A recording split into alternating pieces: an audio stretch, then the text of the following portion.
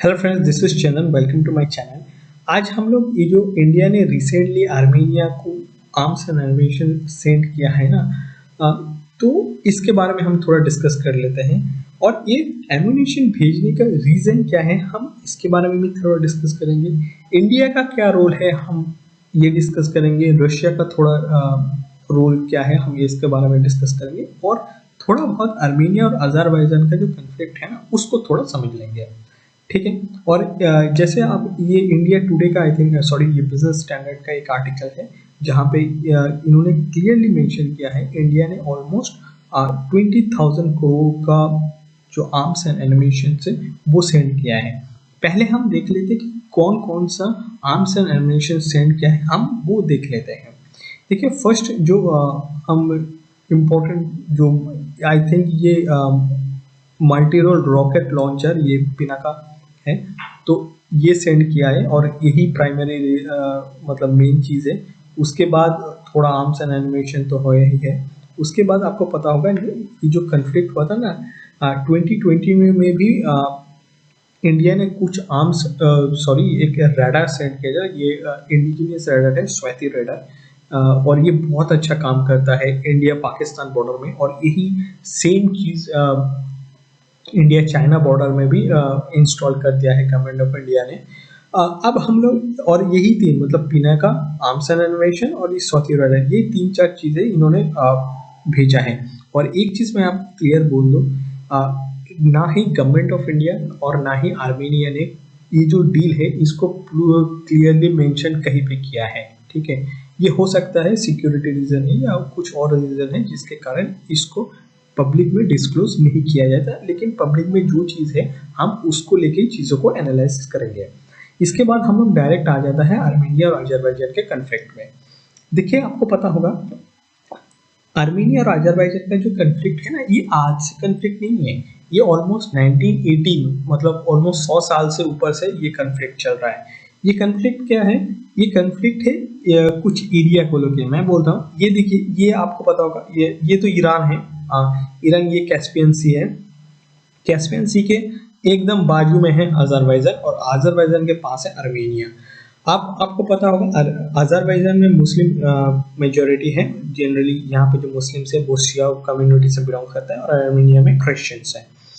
और ये जो पार्ट है ना, ये पार्ट ये एक्चुअली आर्मेनिया के पास है। मतलब ये अजरबैजान बोलता है कि ये इसका पार्ट है, लेकिन आर्मेनिया बोलता है नहीं, ये इसका पार्ट है। तो अभी करंटली आर्मेनिया के पास इतना पार्ट है।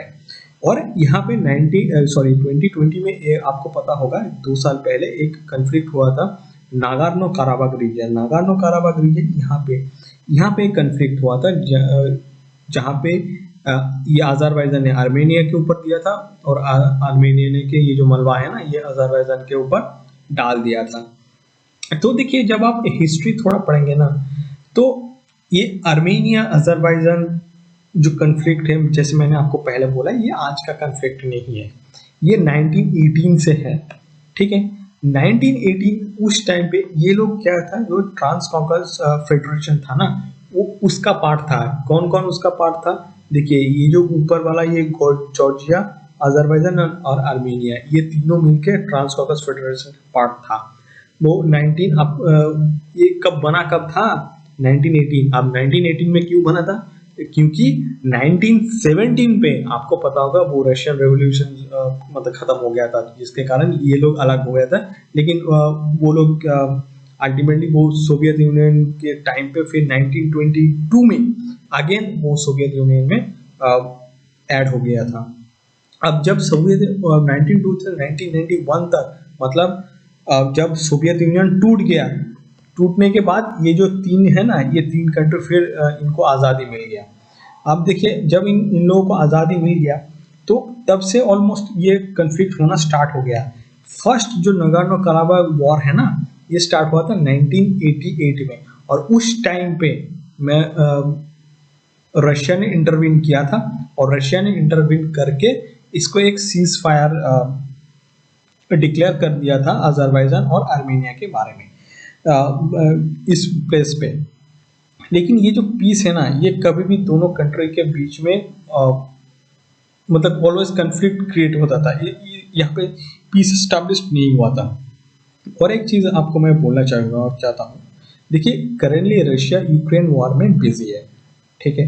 तो रशिया डायरेक्टली ये जो आर्मेनिया और अजरबैजान का जो कन्फ्लिक्ट है ना, इसमें इन्वॉल्व होना नहीं चाहता है। और आप देखिए और रशिया आर्मेनिया रशिया के पास है। अब ये रशिया के पास क्यों है? क्योंकि देखिए ये जो CSTO के अंदर ना, कलेक्टिव सिक्योरिटी ट्रीटी एग्रीमेंट, ये एक ऑलमोस्ट नेटो टाइप एग्रीमेंट है, जहाँ पे आर्मेनिया का जो सिक्योरिटी है ना, वो रशिया गारंटी करता है।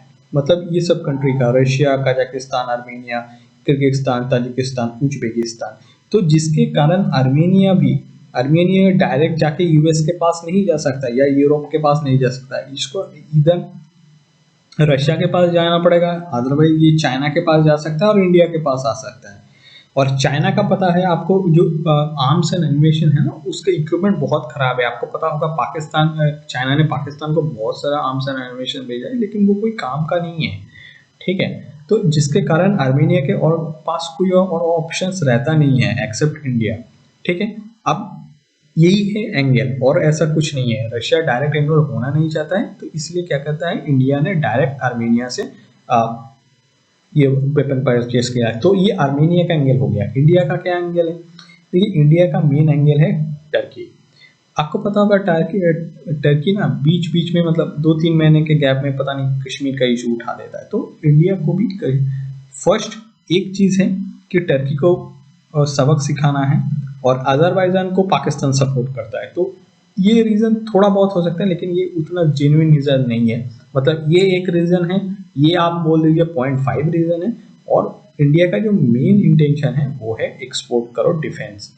इससे क्या होता है, इंडिया में एक मार्केट क्रिएट होता है, जहाँ पे क्या होगा कि आप जो आर्म्स एंड एनिमेशन है ये आप इंडियनाइज कर रहे हैं, और जिसके कारण आप इंडिया में भी जॉब क्रिएट कर रहे हैं। जॉब क्रिएट करने से क्या होता है कि इकोनॉमिक एक्टिविटी बढ़ाता है, और आपका जो नेशनल सिक्योरिटी है वो स्ट्रेंथन होता है। क्यों सिक्योरिटी स्ट्रेंथन होता है?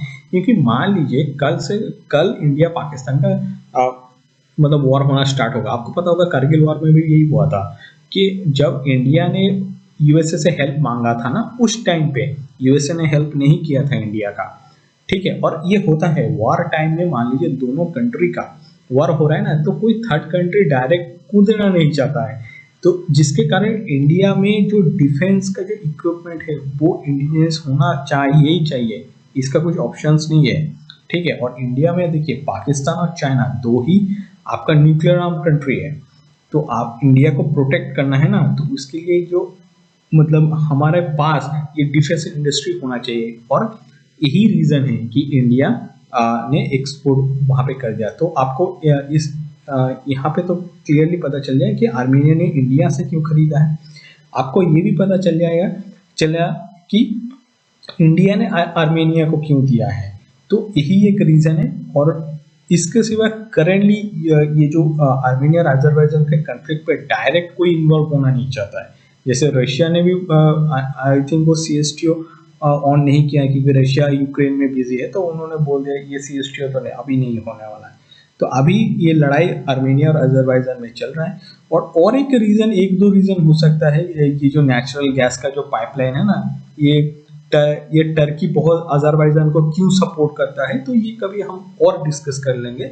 लेकिन ये जो मेन रीज़न है वो मतलब इंडिया ने आर्मेनिया को जस्ट वेपन भेजा है बिकॉज बस इनका जो डोमेस्टिक जो मार्केट है ना, इसको थोड़ा एक्सपेंड करना है। और डिफेंस का डील ये मतलब 1000 करोड़ 2000 करोड़ या 1 बिलियन में नहीं होता है, तो 5 बिलियन 6 बिलियन में हो जाता है। तो बहुत बड़ा डिफेंस डील अट्रैक्ट करना है, और इंडिया में जो डोमेस्टिक डिफेंस का जो मार्केट है उसको स्ट्रेंथन करना है।